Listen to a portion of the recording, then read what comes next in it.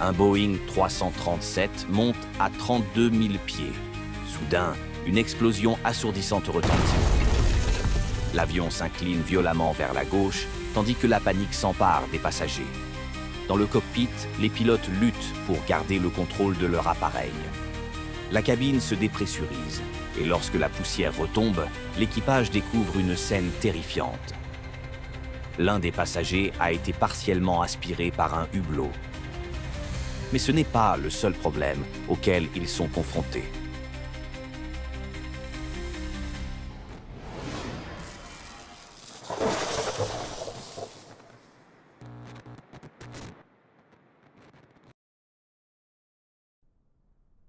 Le 17 avril 2018, le vol Southwest Airlines 1380, un vol intérieur régulier, devait décoller de l'aéroport LaGuardia de New York vers l'aéroport Love Field de Dallas. C'était le second vol prévu ce jour-là pour l'équipage. L'avion était complet, avec 144 passagers et 5 membres d'équipage à bord.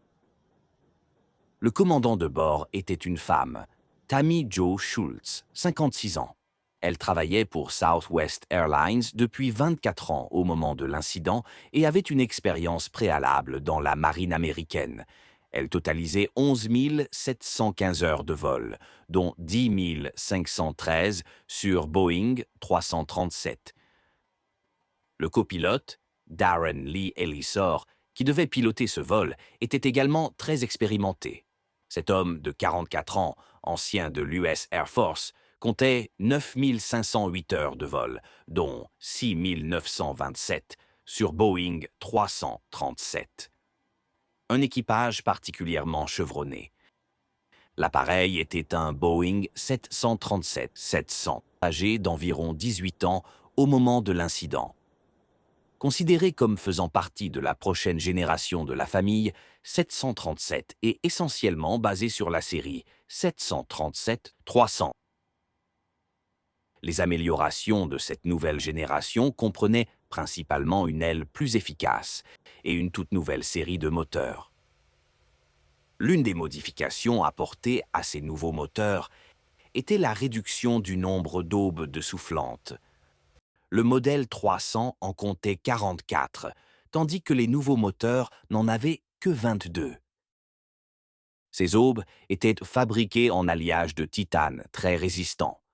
En raison de leur robustesse, elles n'avaient pas de durée de vie limitée, mais étaient retirées et inspectées régulièrement pour détecter toute fatigue ou fissure. L'équipage se prépara normalement. À 10h43, ils décollèrent de LaGuardia et entamèrent leur montée. L'ascension se déroulait parfaitement normalement. Et à 10h57, l'équipage reçut l'autorisation de monter à leur altitude de croisière, prévue de 38 000 pieds. Mais lorsque l'avion passa le niveau de vol 320, quelque chose se produisit. Dans le moteur numéro 1, côté gauche, au niveau de l'emboîtement de l'aube numéro 13, une petite fissure de fatigue s'était développée au cours des dernières années. L'aube avait été régulièrement inspectée pendant cette période, mais le type d'inspection utilisé n'avait pas permis de détecter cette micro-fissure. Cette fissure s'était maintenant suffisamment développée pour provoquer la rupture complète de la base de l'aube et sa séparation du disque de soufflante. L'aube se dirigea directement vers le bas, impactant l'anneau de confinement prévu à cet effet. Une partie de l'aube commença ensuite à se déplacer vers l'avant. Cela créa une onde de choc qui fissura l'anneau maintenant une partie de la nacelle et provoqua des craquelures étendues dans les verrous fixant le capot moteur, entraînant leur défaillance et l'ouverture du capot. Pendant ce temps, la partie droite du capot moteur vola de l'intérieur, au-dessus de l'aile, et heurta le fuselage près de la rangée 14. Cela brisa les vitres intérieures et extérieures du hublot, provoquant une décompression explosive dans la cabine passager. Tous les avions conçus pour voler à haute altitude disposent de cabines pressurisées, où l'air des moteurs est prélevé et pompé dans la cabine pour maintenir une pression similaire à celle du niveau de la mer. Cette pressurisation est essentielle car les humains ne peuvent pas absorber suffisamment d'oxygène si la pression atmosphérique est trop basse. En raison de la grande différence de pression entre l'intérieur et l'extérieur de l'avion, toute la structure, y compris la cabine, maintient cette différence. Si une brèche se produit dans l'enceinte pressurisée, comme ce fut le cas avec le hublot de la rangée 14, la pression cherche à s'équilibrer, provoquant une violente aspiration de l'air de la cabine vers l'extérieur, pouvant emporter tout ce qui n'est pas attaché. Dans le cockpit, cette combinaison de panne moteur et de décompression rapide créa plusieurs problèmes immédiats. L'avion commença à dévier vers la gauche de manière incontrôlée, avec de fortes vibrations. Ces vibrations provenaient probablement à la fois du moteur défaillant et de sa désintégration, mais le fait que le moteur se désintégrait signifiait également une augmentation de la traînée sur le côté gauche, ce qui expliquait probablement cette déviation soudaine. À 32 000 pieds, une brèche dans la cabine représente un problème majeur. À cette altitude, le temps de conscience utile, pendant lequel nous conservons le contrôle de nos muscles, de notre corps et de notre esprit, est considérablement réduit. Les pilotes font maintenant face à deux situations critiques simultanées. Ils ont une panne moteur et les problèmes de contrôle qui en découlent, y compris la déviation indésirable vers la gauche. Deuxièmement, ils ont une indication de décompression rapide, ce qui les oblige à mettre rapidement leur propre masque à oxygène pour rester lucides et commencer à communiquer. Le copilote reprend le contrôle et remet l'avion en position aile horizontale.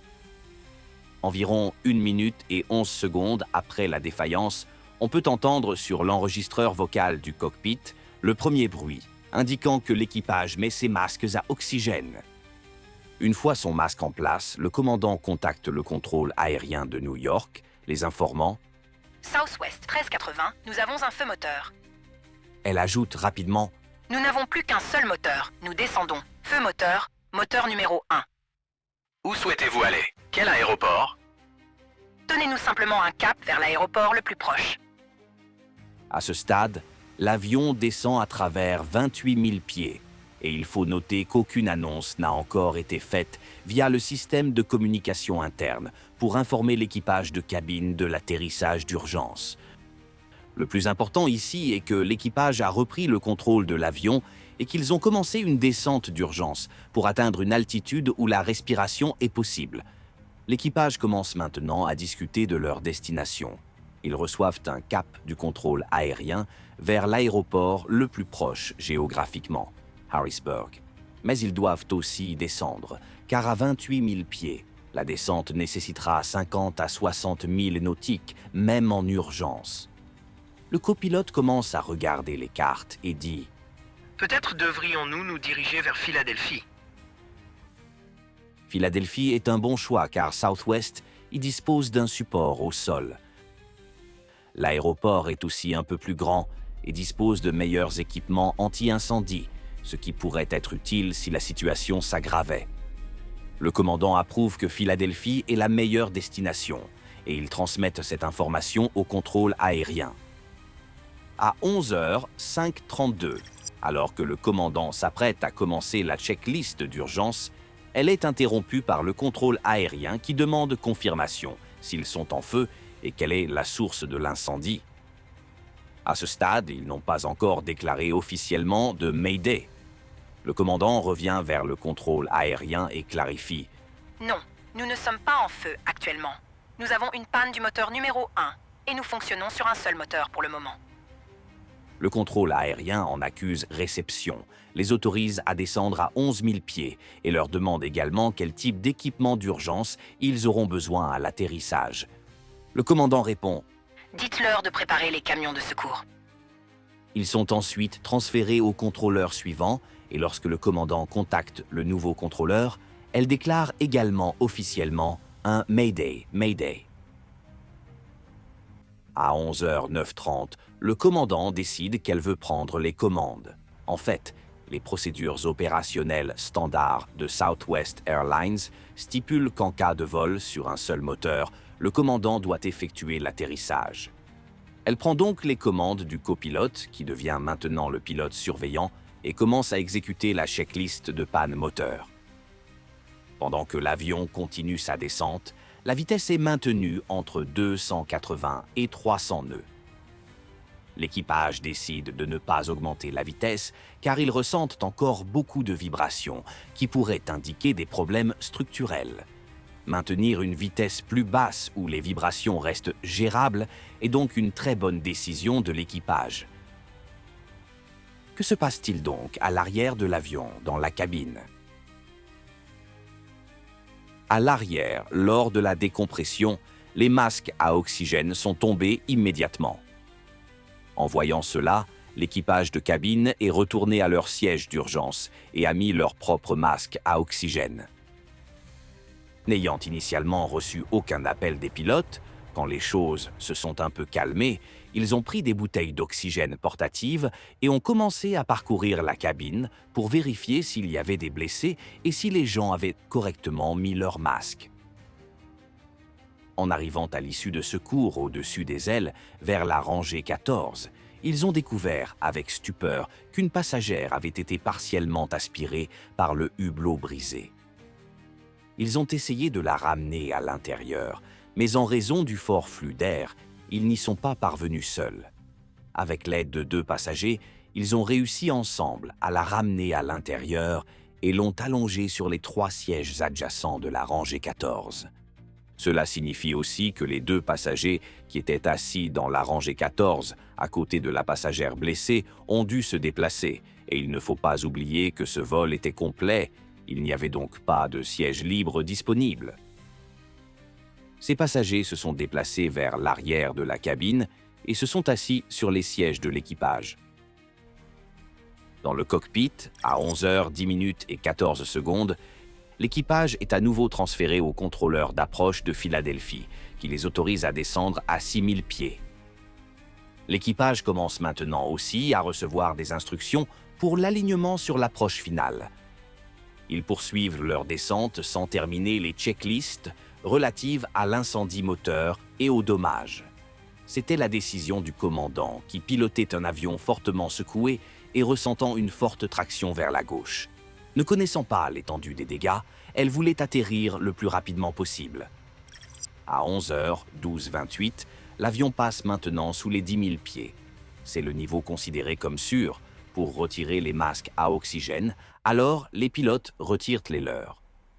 Le contrôleur autorise maintenant l'avion à descendre à 4000 pieds. Et là encore, le copilote indique au commandant qu'il pense qu'ils ont besoin de plus de temps pour compléter leur checklist. L'équipage demande au contrôleur une approche finale longue, d'environ 20 à 25 000 nautiques. Mais le commandant indique aussi, dans sa communication avec le contrôleur, qu'elle pourrait demander une approche plus courte plus tard.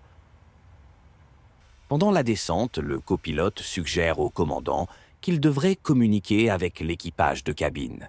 Le commandant convient que c'est une bonne idée, mais comme elle pilote à ce moment-là, elle délègue cette tâche au copilote. Le copilote appelle maintenant l'équipage de cabine, mais il n'y a pas de réponse initiale. Un membre de l'équipage de cabine expliquera plus tard qu'elle avait entendu l'appel du cockpit et décroché l'interphone, mais qu'elle ne pouvait pas entendre ce qui était dit à cause du bruit extrême dans la cabine. Après quelques secondes, l'équipage de cabine rappelle le cockpit et le copilote reçoit un rapport sur ce qui se passe dans la cabine. C'est la première fois que l'équipage entend parler des dégâts au hublot de la rangée 14 et aussi de la passagère grièvement blessée. Le copilote a informé le commandant de ce qu'il avait entendu à propos de la passagère et de l'état de la cabine, ce qui n'a fait qu'accroître le désir du capitaine de poser l'avion au sol rapidement. Cependant, il restait des éléments à compléter dans la liste de vérification. La plupart des éléments de la liste de vérification pour l'incendie moteur, les dommages importants et la séparation ont été complétés. Mais la liste pour un atterrissage avec un seul moteur n'avait pas été achevée. Le capitaine a demandé à être dirigé vers une approche finale plus courte et a décidé qu'elle voulait atterrir avec des volets, flaps, réglés sur 5 au lieu des 15 normalement utilisés en cas de panne moteur. La raison de ce choix était qu'elle craignait que si la vitesse diminuait trop, elle puisse perdre le contrôle de l'avion de nouveau. Elle ne savait pas à quoi ressemblait l'aile de l'avion, qui pouvait être gravement endommagée. Il se dirige pour atterrir sur la piste 27 gauche à Philadelphie et décide de procéder par une approche visuelle plutôt que par l'approche automatique avec le système d'atterrissage aux instruments, ILS. À ce stade, ils auraient dû exécuter la liste de vérification pour l'atterrissage avec un seul moteur, qui contient quelques éléments supplémentaires. Mais ils ont choisi plutôt la liste pour un atterrissage normal, qui garantirait que les roues, les volets et les aérofreins seraient armés. Cependant, comme ils effectuaient une approche visuelle, ils ont fini par voler à basse altitude. Ainsi, pendant une bonne partie de l'approche, ils ont reçu des alertes du système de prévention des collisions avec le sol concernant une pente de descente trop basse, glide slope, et d'autres avertissements d'altitude dangereusement basse. Mais comme ils voyaient entièrement la piste et les feux d'approche, il est peu probable que cela ait présenté un danger réel pour l'avion.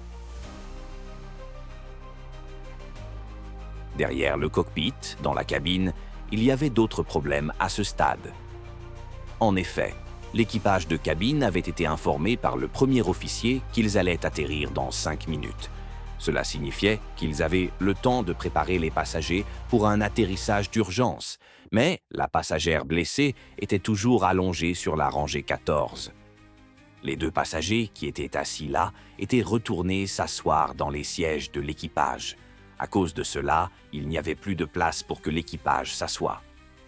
Cela a poussé l'équipage de cabine à s'asseoir par terre, où ils ont été stabilisés et sécurisés par les passagers. À 11h20 et 33 secondes, le vol Southwest numéro 1380 atterrit en toute sécurité sur la piste 27 gauche à Philadelphie. Il passe sur une voie de roulage parallèle à la piste et s'arrête, où il communique avec le contrôle du trafic aérien et avec le chef des pompiers pour examiner l'avion. L'avion est arrêté et le chef des pompiers informe l'équipage qu'ils enverront des bus et que des secouristes monteront à bord pour s'occuper de la passagère grièvement blessée. L'enquête sur cet incident a révélé que la décision de l'équipage de sauter certains points dans les listes de vérification pour poser l'avion au sol était justifiée. L'équipe d'enquête a également déterminé rapidement que la pale de l'hélice numéro 13 s'était détachée et qu'elle s'était détachée d'une manière ayant causé des dommages bien plus importants que prévu en raison de l'onde de choc résultante. Cela a conduit les autorités à exiger une refonte de la structure externe, du nouveau moteur et de la manière dont l'anneau de confinement était fabriqué. Elles ont aussi demandé que toutes les pales d'hélice liées au nouveau moteur soient réévaluées et inspectées de manière approfondie pour s'assurer qu'il n'y a pas de fissures ou de fatigue dans la partie inférieure de la pale avant qu'elles ne continuent à être utilisées. Concernant l'équipage de cabine, des recommandations ont également été faites pour qu'ils reçoivent une formation et des instructions supplémentaires sur l'importance de s'asseoir à leur place pendant un atterrissage d'urgence, non seulement pour leur propre sécurité, mais aussi dans le cas où l'atterrissage d'urgence nécessiterait une évacuation rapide de l'avion. Ils devraient être à leur place pour pouvoir ouvrir les portes. Dans l'ensemble, il s'est avéré que cet incident a été bien géré par les pilotes, l'équipage de cabine et les passagers qui ont aidé pendant l'incident. Malheureusement, la passagère blessée est décédée en raison des blessures subies lorsqu'elle s'est retrouvée hors de la fenêtre, faisant d'elle la première victime dans l'aviation commerciale aux États-Unis depuis plus de 9 ans à ce moment-là. C'était tout pour cette vidéo, j'espère vous revoir avec une autre histoire. À plus tard.